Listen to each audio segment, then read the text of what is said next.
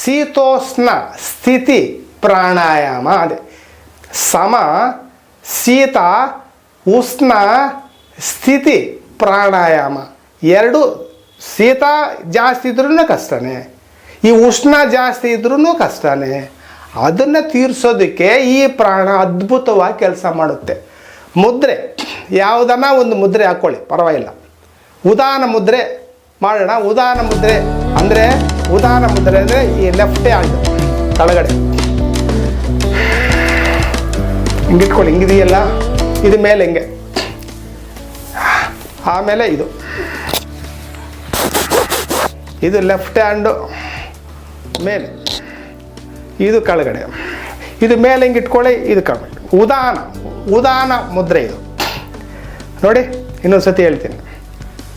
ಹಿಂಗೆ ಮುಟ್ಟಿ ಹಿಂಗನ್ನಿ. ಇದು ವಾಯು ಮೇಲೆ ಇರಬೇಕು ಹಿಂಗೆ. ಆಮೇಲೆ ಜಲ ಕೆಳಗಡೆ ಇರಬೇಕು ಹಿಂಗೆ ಮುಟ್ಟಿ. ಈ ಇದರಲ್ಲಿ ನೀವು ಇದು ಮಾಡಿ. ಯಾವ ಪ್ರಾಣಾಯಾಮ? ಸಮ ಶೀತೋಷ್ಣ ಸ್ಥಿತಿ ಪ್ರಾಣಾಯಾಮ ಮಾಡಿ.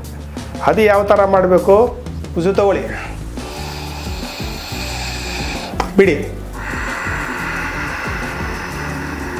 ಇವಾಗ ನಾಲಿಗೆ ಪೂರ್ತಿ ಆಚೆ ಹಾಕಿ